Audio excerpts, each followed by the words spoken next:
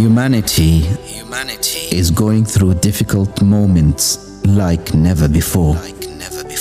We have lost our loved ones with a glimpse of an eye like never before. Our lives have been affected dramatically like never before. Our relationship with our Creator will never be the same like never before. Our priorities in life are dictated to us like never before. Our freedom is no longer in our hands like never before. And life will never be the same after these difficult moments. Join our live Ramadan show like never before with Hatem Al-Abdissalam and engineer Muhammad Farouk on Oman FM, your nation station, every Saturday till Thursday from 1 to 2 p.m. to discuss our lives like never before. Bismillah ar-Rahman ar-Rahim. In the name of Allah, most gracious, most merciful. All praise be to Allah, the Master of the Day of Judgment, and peace and blessings be upon our beloved Messenger Muhammad sallallahu alayhi wasallam. Dear brothers and sisters, Assalamu alaikum wa rahmatullahi wa barakatuh. Welcome to your program Never Before with me, your host Hatem Abdissalam. And joining me is my dear brother, Engineer Muhammad Farouk. Assalamu alaikum, Muhammad. Wa alaikum assalam wa rahmatullah. How are you today? I'm wonderful. What about you, Hatem? Alhamdulillah Rabbil Alameen. Excellent. I see you very energetic today. We're going to talk about something that is very dear to your heart. Yeah. And you love it so much. So the floor is all yours today. I'm going to throw everything on you today, and let's see how it goes, inshallah. Right. Well, I might love it more, but you use it more. So we're equal. Today, Muhammad, we are about to talk about technology and beyond. Exactly, yes. So what has technology added to our life, Muhammad? Exactly. Where do we start? Well, before we get into it, just a reminder for myself and others that as we're going through the best 10 nights of the year in Ramadan, there's chapter 97, verse 3 to 5 in Quran, the book for the spiritual book for the whole humanity, where God Almighty said, "The night of decree is better than 1,000 months. The angels and the spirit descend therein by permission of their Lord. For every matter, peace it is until the emergence of dawn." Yes. So if we translate, where it's talking about 1,000 months, that comes to more than 83 years. Yes. Not many of us get to live that long, and even if we do, we cannot dedicate all that time for structured ritual worship. So this is an amazing time, and we should not miss it out. Also, all these episodes of Never Before are uploaded as videos and posted on Facebook. So for those of us who are interested to share and watch these later on, they can head out to Life As It Is on Facebook and find all our content over there. Now, jumping into the main thing of technology. Yes, the main cake. Exactly. So when we talk about technology, we being in 2020, generally the internet comes to mind. Yes. Or mobile phone comes to mind as a device. Or the gadgets. Or the gadgets, yeah. Or the fancy smart watches and the wearables and, what have you. And there's people out there who are biohacking themselves with technology, It's even in this current condition, Muhammad, which is the pandemic, you can see the government has imposed the smart wrist bands, which detects the people who are infected by the COVID-19, and it tracks them down where they go, and exactly. So it keeps them intact. Right. So what we used to do to animals, now we have become animals. Yeah. And but technology is actually quite bigger than this myopic view that a lot of us carry. It includes the internet, that's fine, and the phone, yes. But these are merely channels of communication. One is the network, and the other one is the means that takes us to that network. So we got tablets and TVs and phones, and for those of us who remember fax machines, and, yes. and but there's the movies and the video games, and anything that can be digitized, ebooks, So voice, video, data, more and more things are being digitized and becoming part of this technological landscape. So in a broader definition, we can, let's say, categorize technology into communication and computing. Yes. And as far as the impact is concerned, so we can look at people, how it's impacting people. And that's what we would try to accomplish during this show, that instead of talking about like 3G and 4G and 5G and, IoT and cloud computing and, all these terminologies and acronyms, we would like to look at the non-technical side of technology. How is it impacting us as human beings, as children, as teenagers, as adults, as a society? So 3 main things are how it impacts the people, how it impacts the environment, and how it impacts the society on a larger scale. Because we see that a lot of us are becoming copy-paste of each other all over the world. And you will notice this when you travel. And for those of us who've been traveling, alhamdulillah, for the larger part of our lives, we'll see that like 10 or 15 years ago when we used to travel, people will come up to you, talk to you in the buses and the trains and the subways. They'll ask you where you're from. Yes. And, what language you speak. And, things, small talk. Socialize. Yeah, socialize. Lately, during my travels, I've seen everybody's glued to the screens. And I see most of them are playing games. Few of them are reading books, let's be fair. Or watching videos. Or mostly, consuming content, multimedia content. Yeah. Yes. So and as we get down further into the show, we'll see how technology is, yes, it's bringing us together, but it's actually isolating us. And there's a lot of research to back these alarming realities, if you want to call them. You know what comes to my mind when you talk about technology, Muhammad, is the good old days where we used to sit as a family and go through the family photo albums. Yeah. I know now we have digital photos in our mobiles, on the cloud and so on, but I'm really worried when the technology changes. Maybe the devices that are going to be used in the future are not the same as the one we have now. So they're not going to use the same format. So all this content of family moments, pictures, if we don't print them out and put them the old-fashioned way, like albums, so that our kids can see them, they will just disappear in the electronic world. Yeah, see, data preservation is a whole subject by itself, and I agree with you because due to lax behavior or carelessness, I have lost a number of external drives, lost as in they gone damaged, to the point you can't even recover the data off of them. And it's gone. It's gone. It's gone. And All those moments. Exactly. I don't know how much data I've lost on those. And see, we have tough choices. Either we put everything online, where there are security and privacy concerns.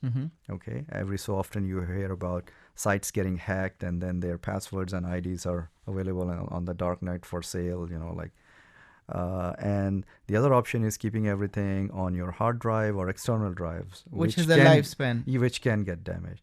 So if we look at the mediums that have changed, formats have been pretty much the same, like MP3, MP4, and there's a bunch of others available. But when we look at the mediums like floppy drives, CDs. Gone. CDs, Yeah, dying. It's gone. Yeah. We don't even have CD players on and our laptops and how many anymore. material we had stored in CDs, Muhammad, whether they are family videos and this, and they're gone, they disappeared. So there has always been a constant struggle of forced migration and saving your data and moving it from one format to another. I remember when these CDs came out, a lot of us rushed with our VHS cassettes, and we got them converted on our DVDs. CDs and DVDs, and we paid money for that. Yes. And now we're just uploading videos on the online platforms, and we don't know. All they have to do is flip a button and shut down the whole platform, and your gone. last 30 years gone. It's Poof. gone. Yeah. So we really need to rethink our strategy in terms of redundancy and resiliency and backups. Even if you look at electronic books, Muhammad, like the Kindle, for example, maybe it's not going to last forever. the technology is going to change. So Exactly. all that material is going to disappear. But the books that you have on your in your house on the shelf Mhm. will last forever. They will Mhm. go for generations. We have books, Muhammad, in our family house that belongs to our great grandfather. MashaAllah. You know, they are still preserved and they are Mhm. there. So these types of preservation Mhm. will always last, and you know, Yeah. it is something sentimental. Exactly. When I look at these books, for example, you know, I get the presence of my ancestors. Mhm. But if you show me you know, a book that is online, i I don't really get that feel. Yeah, the touch and feel And the part touch of and it. feel it, And in the old books, and I still do that. I attend wherever I can these book expos and book fairs. One of them happens in Muscat every year in February, March, where hundreds, if not thousands, of publishers gather. And I try to find the authors and I get them to sign the book, and I'll tell them, okay, here's my son or my daughter. Can you name it for them? yeah, So you have a more of a sentimental value to sentimental it. value. Yeah. Yeah. I mean, don't get me wrong. I have a huge collection of ebooks like PDFs and all that. But I do agree that holding a book in your hand and holding a cup of coffee in your hand, it has a total different feel to it. So in terms of impacting people, we'll try to dedicate most of the show to that. We will touch upon environment and society as well, because we are part of both. Yes. Technology and human life can't be separated. When we talk about mobile, it's the remote control to our life. Just imagine how many things we are doing on that little device that we used to otherwise do in different ways. And it's changed the way we communicate, the way we learn. And in learn, I'm going to add education and entertainment together, because the lines are blurring. Now we're having edutainment. To the point that the same thing is not just in the four walls of the academia, but in the corporate world also. Yes. Where they're planning to, and they've already started. There's more, trainings with AR and VR, like artificial and virtual reality and artificial reality. Okay, so they are trying to give a more immersive and comprehensive experience. So the lines between reality and virtual reality are also blurring. There's some amazing stuff out there. So technology has a feel of this magic to it, and if you look at some of the founding fathers of technology, they've used the word magic. Subhanallah. Okay.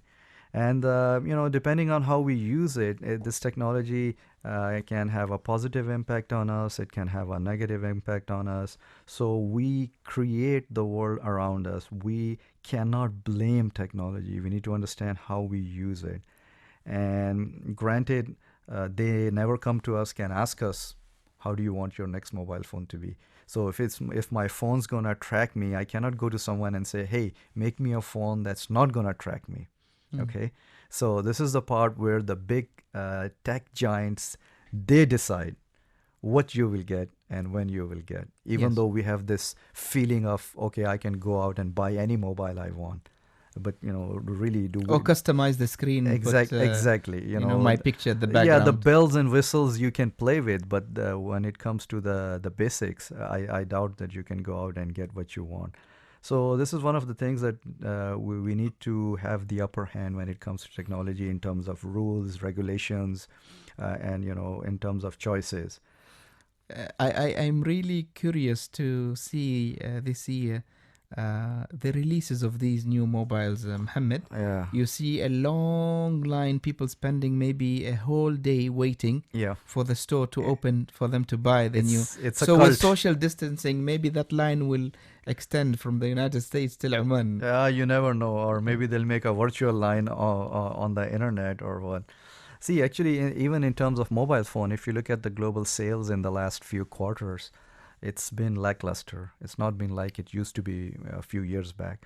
Because before, there was always something new coming up that had a visible value. Mm-hmm. Like the megapixel on your camera just increased tremendously, Yeah. or the storage went up exponentially. But now only they change the curve a little bit, and then It's minor they charge stuff. you another 200 riyals for that curve. Yeah. So minor stuff is coming up, unless there is some radical new shift, as in like 3D or something new that people will like, oh, they tried with foldables. What do you mean, Muhammad? They don't have something new. The box is new. Yeah, there you go.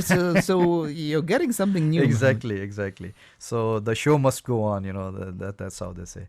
So when we take technology one step forward, so this is not something new. What industrialization did to the world, technology is pretty much doing the same, but on a massive scale.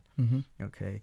In terms of the environment, we again have to focus on the 3 R's, which is reuse, recycle, and reduce. Yes. And this is something the world has been very careless with when it came to technology. In terms of the positive side is we get to monitor and study the environment, and we can come up with enhancements. So you can use these gadgets to exactly to do the research work. Exactly, and even for we've reached a point where artificial intelligence, AI, it can come up with a number of solutions and suggestions and recommendations, and it makes our life easier. Exactly, and more efficient, more effective, giving us advance notices as to what kind of disasters we're heading towards. So there's a lot of good in it, and we are moving towards developing and producing new materials and technologies which are sustainable. So again, we have to keep in mind, like when we talk about technology or ICT, these are tools basically. These are not destinations, these are travel roads. Yes. And what destinations we create with them is up to our creativity and our mindset. Yes. If we are trying to use them for good, wonderful. If we are trying to use them for evil, we have plenty of those examples all over the world as well. So one of the positive sides of technology, which we can see in our daily life, including our offices, is going paperless. Yes. So before there used to be printing of almost anything and everything under the sun. Unnecessary printing, people bringing their children's homework and printing them on the office printer. And now basically with digital signatures implemented and all the other facilities enabled, most of the stuff in the office is happening digitally. So there is no printing anywhere. I was surprised this year our medical cards came as PDF. Subhanallah. Before they used to print the plastics and distribute, yes, and check your name, make sure the spelling is okay, and all that stuff gone in one instant. So this shows us that the ways and means were there, but the motivation was not there. And now because of the pandemic, all of a sudden we're becoming very creative. Yes. Okay. And the other side of the thing is, especially in the earlier years, there was not much awareness or focus on conservation of fuel and energy, whether it was V8 vehicles, we used to call them gas guzzlers, or they were mobile phones or what have you. So now there's a lot of work being going on in the interest of being sustainable and environmental friendly. So if one person starts something, it's a good trend. Everybody else tries to follow, even the tech giants. In terms of pollution, we've already touched upon it briefly, that because of the manufacturing, there's a lot of byproducts, undesirable. If they can be recycled in a good way, then it's a win-win situation. The other thing is technology takes a lot of resources. Industrialization was limited. But now when we talk about PCs and tablets and mobile phones and wearables, if there are 5-7 billion of us, or how many we are, everybody wants one, or everybody wants two of these. Yeah. So and then we change them every 3 months. Yeah, we change them every so often. Just like our other wearables, we want to change these also. So it's becoming very resource intensive, especially in terms of metals which are used in these. And there we already talked about changing devices, changing mobile phones. Some of them we sell, others we just gift it to our friends. And at the end of the day, somebody what we call the last man standing. Yes. So somebody has a model which is like obsolete and it has to be dumped, and this results in what the industry calls techno trash. We often hear and see these pictures about certain countries in Africa where there's like tons of monitors and motherboards broken down and things of that nature. And unfortunately, this trash doesn't come from the same country. Yeah, imported. Yes, So, they but- come but- from but- other countries and they dump them in Yeah. the poor countries. Exactly. So the thing is now there's a lot of recycling going on, and you shared one example where this charity is taking old units and kind of refurbishing them, Yes. upgrading them, putting the proper basic minimum software on it, and giving it to people who otherwise don't have access to the internet. So these are some of the things that we see. And most of the time, Muhammad, you would find out that these equipment, Mhm. electronic equipment, are not obsolete. Mhm. They still can Can be be used. used, yes. But the industry is imposing on us Mhm. that no, you should get a new gadget, Exactly. and get rid of your slow. Sometimes even they send updates that make your machines slower. Yeah, there was a So lot that of controversy. You're forced to buy the next model. You're forced to buy another one. You're frustrated. Yeah. Your applications are not working properly. Mhm. But it's not the fault of the machine. It's the Exactly. fault of who's messing around with the machine. Exactly. And again, when we look at these multi-billion-dollar tech giants, a number of times they've been caught with their pants down, but they're larger than life. Yes. So they might get a slap on the wrist. They get fined for a few million or few $100 million, and they pay the fine, and they're back to their devices. Yes. So this is some of the things. Another thing with technology is the health hazard associated with it. Again, something a lot of us just ignore. So as it is by default, we are bombarded by multiple rays. There's the TV waves, there's the radio waves, microwave Mobile communication, mobile, satellite, 3G, 4G, what have you. And plus And- the heat of Oman. Oh yeah, that's another thing. It's a full package. Yeah, full package. There you go. I remember, back in the days when we were students in States, you go to these gas stations and there used to be a sign outside, warning, microwave oven in use inside. So you had a choice Whether to go in whether or you not. want to go inside and buy something or you just want to pay for the gas and leave. But now with all this radiation coming from all directions, and it's just increasing with new technology, it's virtually impossible to save ourselves from these, except for morning and evening azkar, which we do to request Allah to protect us from these things, which we can't even see. Oh, we should go and live in the mountains of Dhofar. Well, yeah, that's another option. So, but anywhere your mobile can ring, that's not a safe haven anymore in terms of radiation. So we touched upon the people part, the environment part, and now we'll briefly look at how it's impacting society, technology. So we're trying to have a balanced approach where we're showing the benefits, but most of the world already knows the benefits. They know the benefits more than we do. So we're going to try to look at stuff that needs attention, the aspect which is not positive but negative in nature. Yes. And we have to live with it. So the good thing in society is that we're seeing the rise of a lot of smart cities, smart schools, smart offices, smart homes. So it's getting on a grassroots level. Technology is getting more and more embedded in our lives, and it's becoming more seamless. Like we don't even care about the things which are going on.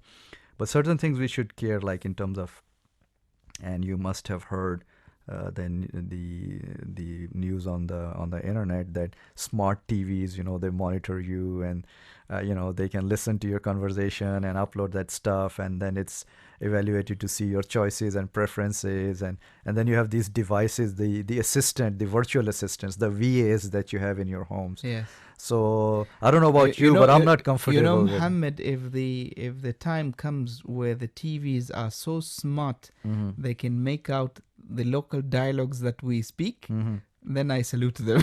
They're getting to that But level. until then, I think it's not easy to even us, when it comes, we in Oman, we have more than 20 or 30 dialogues, MashaAllah.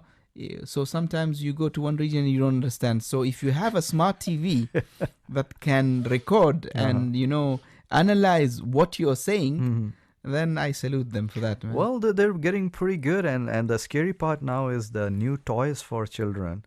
They're putting all these things like real-time language translation and interpretation were a challenge.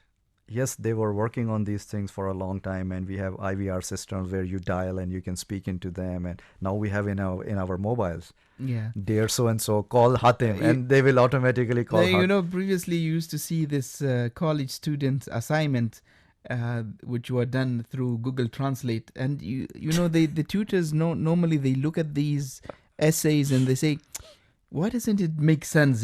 Yeah. A student will be typing in Arabic, and then Google tries to understand what this dude said. Yeah, but see, the thing is, these things have become very smarter, and they are getting smarter thanks to AI, artificial intelligence, and machine learning.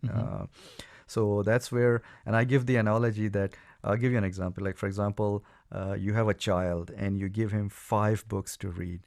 So he and she will have the knowledge and the cross-reference ability of those 5 books. Now you have a computer sitting next to your child, let's say not a robot or a cobot, like a colleague, a cobot, Yes. and he has access to 5 million books, and he can read all of them in 5 seconds and interpret them in, I don't know, 5 seconds. So just look at the comparison, right? This is also freaking us out, Muhammad, because when it comes to technological advancement, the moral and the ethics side should be present and should not disappear. Yeah. In one of the leading industries, Muhammad, they're producing human dolls, which can be a companion to you. Yeah. They have feelings, they cry, they smile, you can have conversations with them. They have the same texture as the human body or the human skin, and it's just crazy. Some of them get married to them. Yeah. And I don't want to elaborate more, but you get the point. Yeah, I know. And recently there have been a number of movies on the same topic, full-fledged, full-length movies you can watch, and it's making the masses quite confused as to what's going on. This is a field which is getting quite out of hands, if you want to call it. And in terms of the society, the betterments we see is that technology has made it possible to take care of agriculture, like it has mechanized agriculture, so we can get better matrices out of what to plant and when to plant, and what are the things that need more attention. Is it temperature? Is it water? So it has given us a lot of power in that regards. It has improved our transportation. In terms of communication, that's in front of us. You're doing it right now. In terms of emails, social networking, now with the pandemic, video conferencing is taking a front seat. Yes. It's been around for a long time, but in terms of culture, we never adapted to it. We just felt uncomfortable, somebody looking at us while we are talking to them remotely. So we were used to, okay, phone is for carrying voice. But now things have changed. We were conducting classes and all sorts of activities online. And we never thought that this is going to happen, Muhammad. Yeah. Now you have Quran classes through mobile phone. You Anything have and everything. Webinars. Yes. You have meetings. You have discussions. It's just subhanallah. You're running governments by doing these meetings. Seriously. I was reading about one of the meetings which they were going to conduct post-corona in the most populous country in the world. And if you read some of those figures, it was shocking. I didn't know video conferencing can accommodate so many thousands of people at the same time.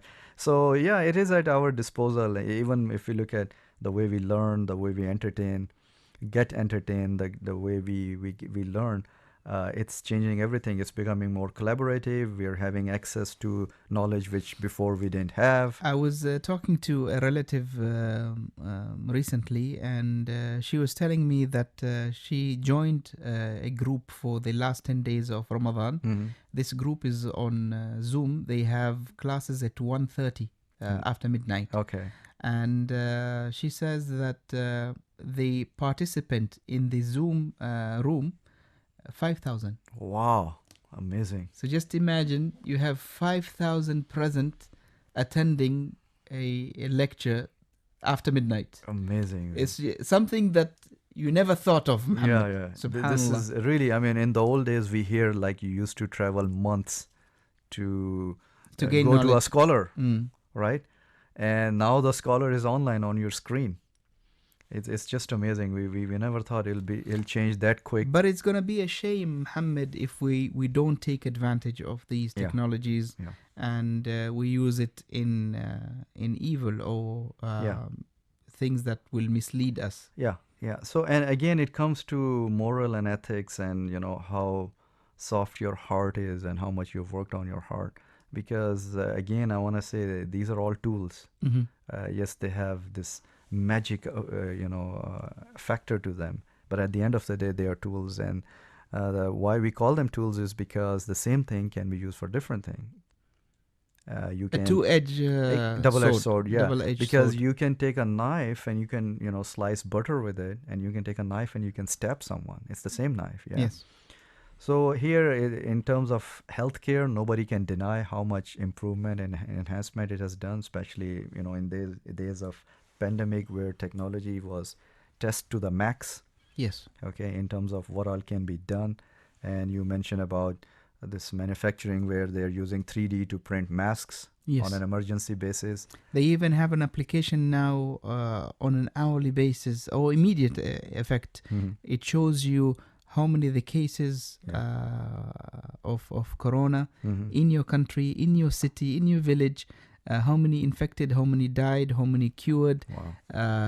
It even takes you to other worlds. What Mhm. are the countries that are leading Mhm. in number of cases and so on? This is amazing. Yeah. Like it's full of statistics. Yeah. So in other words, like we have access now to global knowledge, Mm-hmm. and sometimes it can result in wasting of time. For example, if you get online to find some information and then you just get sidetracked, and after 15 minutes you remember again why you went on the internet in the first place. So we have to be careful of analysis paralysis, too much information. The other thing is how authentic is the information. Yes. Another thing is how relevant is the information. Whatever is mentioned, is it for that part of the world or is it for your part of the world? And another thing we have to look at it is how old is the information. Like often this happens, and it happened to us recently, and it was an eye-opener. Somebody picked up a news and he spun it on social media. And then I open it and I put the comment, this is from 5 years before. Subhanallah. Just look at the date of the news, Yeah. So we have to be very careful and, not just pick up any piece of information and start spinning it blindly. In terms of our buying and selling habits, this is a huge field. Technology has given birth to e-commerce, which was very dormant in the early days, but now it's the call of the hour. Okay. Nobody wants to visit shops anymore, Muhammad. Exactly, Yeah. and Even groceries now they are delivered to your Yes. doorstep. Yes, and it's amazing that I was reading that the biggest retailer, online retail in the world, the CEO is making $11,000 a second MashaAllah. after this pandemic. Because everything from drinking water up to office stationery and everything in between is being ordered online. And, it's global. It's global now. So we can shop anytime, any place, anywhere, which is very dangerous for our pockets if we don't have a good discipline. Every time you see that bank message Mhm. popping up on your mobile, you get a heart attack. You get that's one notification you don't want to see. especially if the card is not in your hands and it's someone else's Yeah. hands. Yeah, but I tell you, I mean, like my father, bless his heart, he still doesn't do online banking. He doesn't. Yeah, he's old fashioned, old school. So he goes to the branch and he still go to stands the in the branch queue and he'll sit with the manager and have coffee and MashaAllah. tell him I want this, I want that done. And he tells me each time, no, I don't trust online. And I told him, look, it has really improved. There's OTP, one-time password, and I'm doing everything online. Look, I'm sitting in Islamabad and I'm paying my rent in Muscat by doing few clicks. Yeah. He's saying that's all fine, but I'm still not gonna do it. I still miss the coffee from the bank. Yeah, we missed Yeah. I took a course. And in that interaction also with people. Yeah. No, see, unfortunately, we are missing these finer experiences, and we'll get to it, that ourselves, and especially our new generations, they will totally miss that, unfortunately. This is very scary. Like I remember I took a training course, and the instructor, he told me that he was from a particular Middle Eastern country. He said, in our country, when people get salary, okay, they will go to the ATM machine, they will withdraw the salary, then they will walk inside the branch, go to the window, and then deposit that money in their account. Subhanallah. So what I'm saying is technology, but then there is the culture. There is the culture now. non-technical side of technology. How do you use it? How much trust do you have? And I'll give you my example. A few years back, if you ask me, not a few years, a few good years back, if you asked me to do shopping online, I would either make an You'll think excuse twice. or I would try okay, what site is it? And, can I really... Now Can we I don't- trust them Exactly. or not? Now we don't even think about it. We are paying for our traffic fines online. We are buying online, ordering food online. Yeah. So once you start ordering food, that means the other purchases become easy. Generally research tells us that anything between $5 And to... overall, alhamdulillah, it's still safe so far. It's Yeah. still safe to shop online, and very few incidents where people lost their money. Yeah, a lot of this is lost to what they call social engineering, where people trying to trick you or calling you and saying, oh, your account has been locked, your card has been disabled, give me your 4 digits, or, stuff like that. Yeah. And by the way, people still fall for these things. And this is very unfortunate. And it's nice because globally authorities are really trying to curtail this. Yes. Because if the online e-commerce presence has to grow, these kind of things must be addressed, by the banks, by the regulatory authorities, and what all the stakeholders are involved. So this is a must, because if consumer confidence is not there, then a lot of people will actually go and stand in lines. So these are some of the things that we have seen technology come this far. What will happen in the future? Again, there's going to be a lot of ethical issues. One you just mentioned. There's going to be a lot of moral issues, legalities, how the laws will be implemented, because now the lines for jurisdiction are diminishing. Yes. I can sit here and buy something in another part of the world and send payment from a third part of the world to that. So there's a lot of complexity being injected. So in terms of the physical aspect, when we talk about people, one of the common things we see is that because we are depending a lot on these digital times, if you want to call them, since most of the things are going towards digitalization, including whole corporates, governments, using mobile devices and computers is often bad for our posture, because we were not designed to be static for 5, 6, 8 hours and just get up for Yes. either going to the washroom or just going for prayer and then coming back and again sitting down. So this is having a negative impact on us. And the organ which is impacted the most is our eyes. We see even small children, they're getting eyeglasses. It took us a long time to get eyeglasses. Yeah? Yes.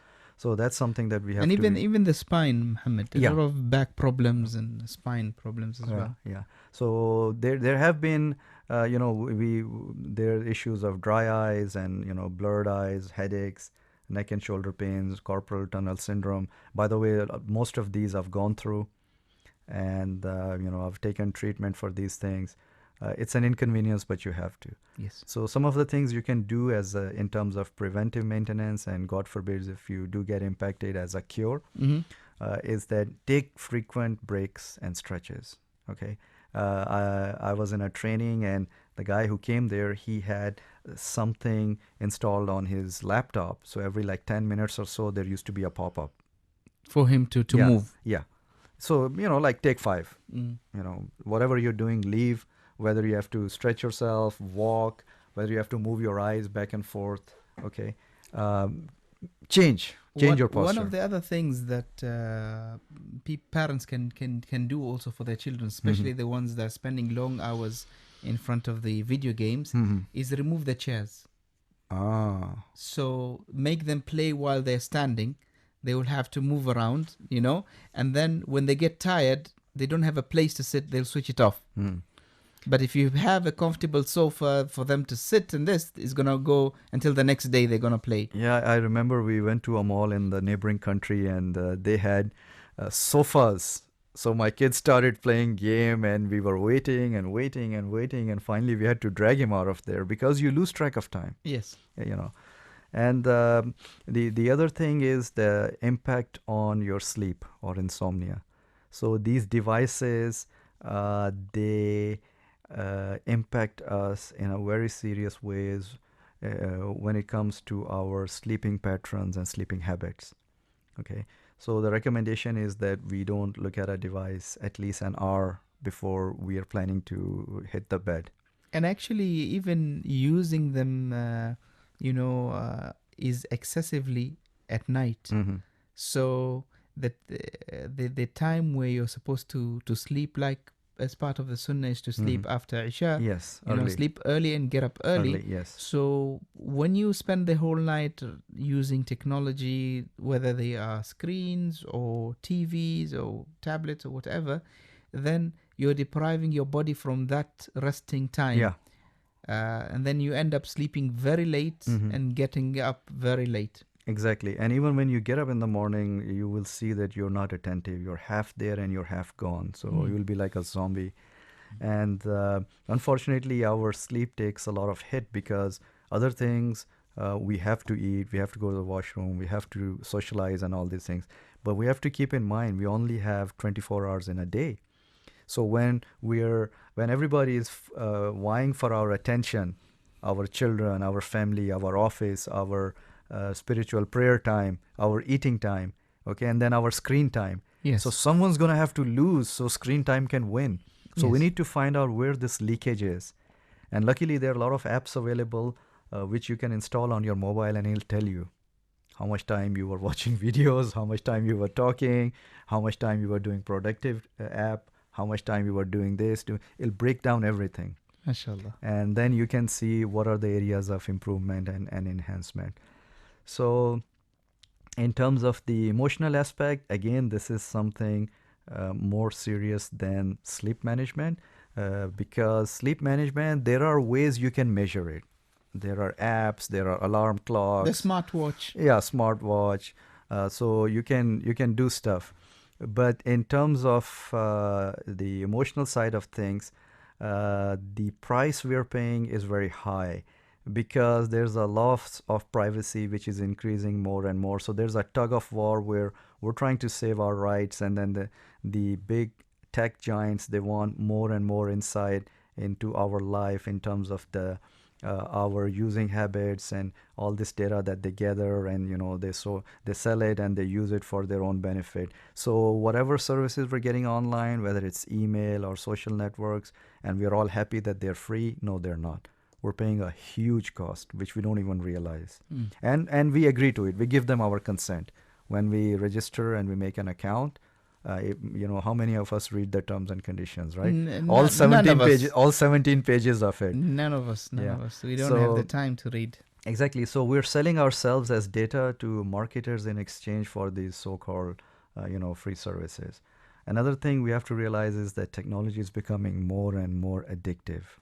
I don't know when they'll classify it as a drug or if they'll do it or not, but it's getting there. It is there. So what happens there is it leads to behavioral problems. Yes. Okay, it leads to less time for play and less time for socializing and more work, or us trying to socialize online. And it's kind of sad that I don't want to talk to the guy sitting next to me, but I'm very happy talking to somebody sitting in another continent. So something is wrong with this picture. Another thing is, and this relates to us being static for long periods of time and then having access to some kind of a snack. Yes. Yeah. So a lot of us become obese. And obesity has been classified as a disease, by the way, now. The dangerous part is a lot of the young kids, they're becoming really fat because their physical movements are almost non-existent. All their education, all their entertainment is purely behind the screens. And that's where you will find them. Okay. Again, we discussed about the sleep problems. And another thing is getting prone to violence. And before, we used to talk about movies being violent and song lyrics as being vulgar. Take that and 10x it. and you'll get to video games. Yes, they have labeling and, you know, this is PG this and that and all that.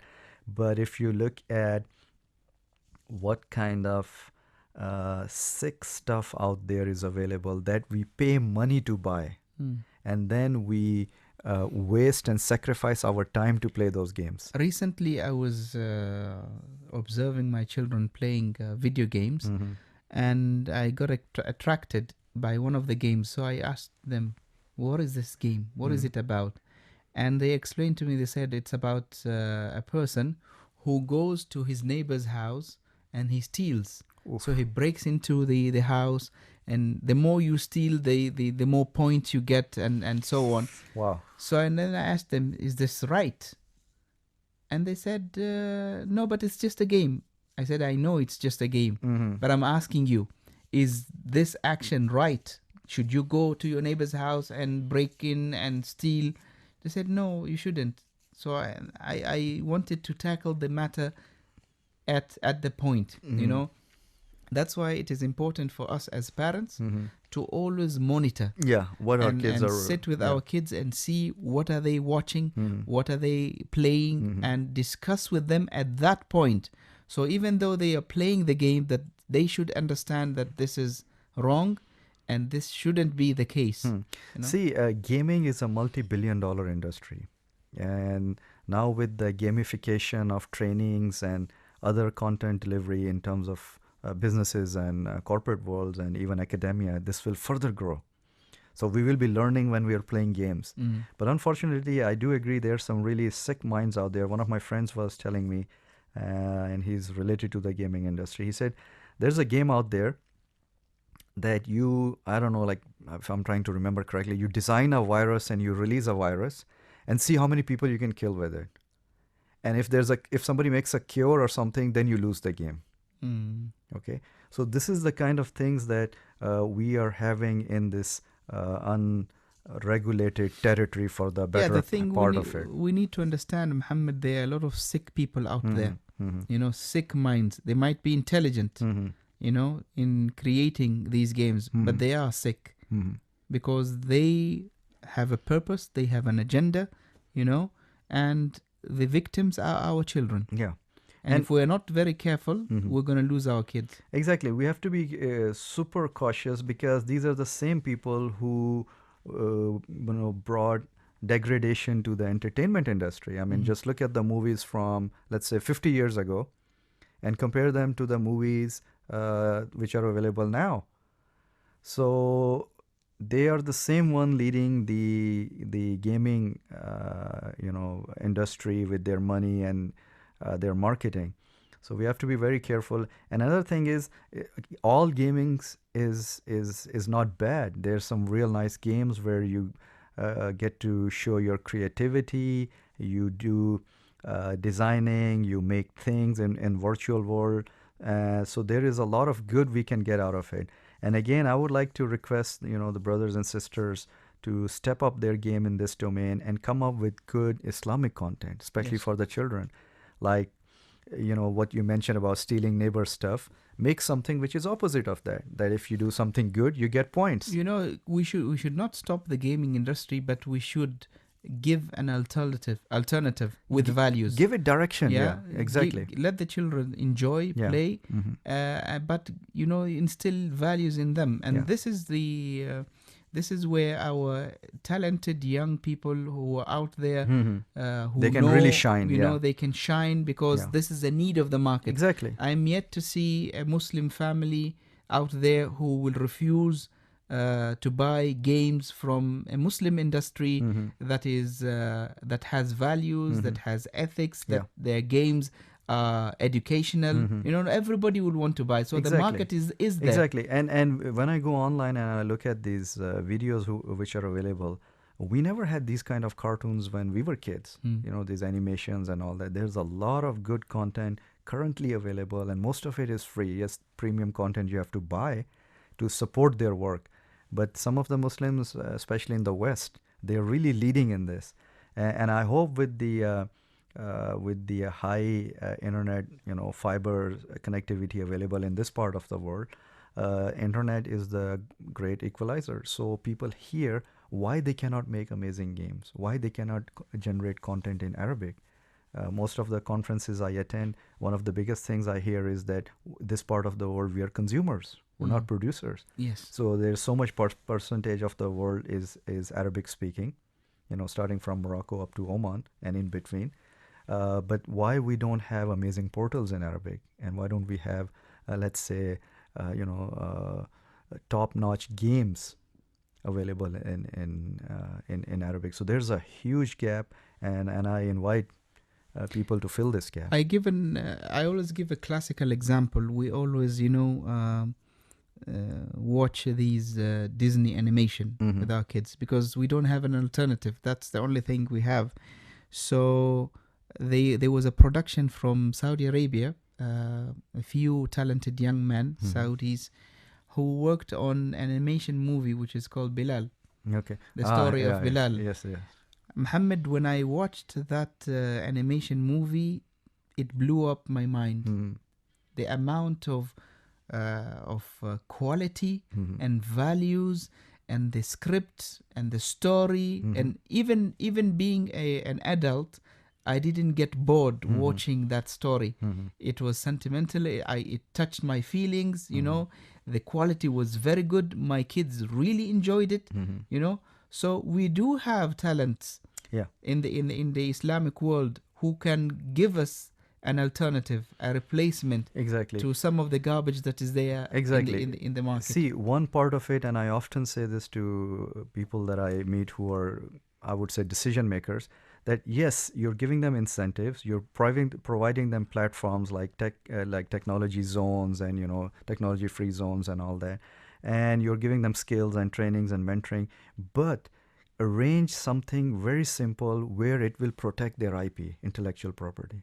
Because a lot of guys are like, okay, I'll make a nice game for free, but how I'm going to make money out of it? How I'm going to make a living out of it, right? Yes. That is where we need to give them again, it's a non-technical side of technology, but it needs to be addressed because same boys and girls, when they go to other parts of the world, they do amazing things. But here we are quite far behind when it comes to innovation and inventions and things like that. So we need to provide them a protective platform where we'll tell them, okay, fine, you register this thing, this is yours, your intellectual property is protected, go and start work, do something and let us know what kind of support you need. Yes, mashallah. Okay, so next is in terms of technology getting us to lead an active lifestyle. We touched upon it. So when we talk about screen time, it's not just mobile. This is a misconception. I mean, I look at my family in my home. We have a big screen TV, something is on it, and then we have a laptop going on, and then I have a mobile in my hand. So we are consuming multiple screen times at any given moment. So before we used to have the board games or physical activities with the kids. Now it's all virtual screens. So this is something that needs to be addressed. In terms of social media, we all know. we've done number of shows on it. You can probably guide us more on that, and please social do. Social media, man. It's I don't say that it is bad, but the way we are consuming it is not right. We used to be in the past, Muhammad. It's all about us as a community, as people, and so on. But unfortunately, the social media has turned us to be selfish. Self-centered, we only market ourselves, our images, what we eat, what we drink, and it all revolves on our personal lives. Nobody else matters. It's very, very rare you see someone putting on his page a story of someone else or something that is good, something that he benefited. I'm not saying that is not there. It is there, but the majority, it's all about me. It's all about the selfies. It's all about the holidays that I go. It's all about the food that I eat. It's all about my ambitions and my aspirations. And it's peer pressure, you're always comparing yourself with others. You're always trying to show your smiley, happy side, even if you're having a tough day. And you're always in this fear that you don't want to be inadequate compared to your followers or your friends, and you don't and- want to be left out. And you it know. kills the value of humbleness, which Yeah. is there in our teachings. We in want our followers. religion. Yeah, yeah. We are taught in our religion to be humble Hmm. towards Allah subhanahu wa ta'ala, Correct. and to be simple. Yeah.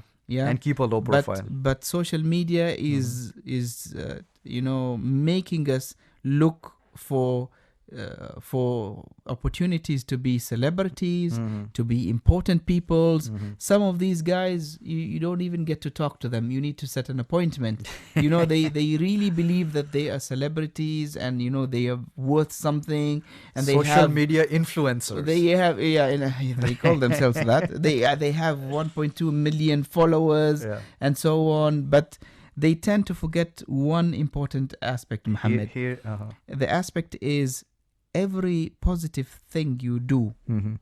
and people follow it, you get a good deed out Yeah, of that. yeah. Every single person who follows you and follows the good things that you say, you get a good deed. Alhamdulillah Rabbil Alameen. Alhamdulillah, yeah. On the other hand, every stupid thing that you do Yeah. and every harmful thing that you do and you propagate it and people follow And imitate your you. footsteps, guess what? Mhm.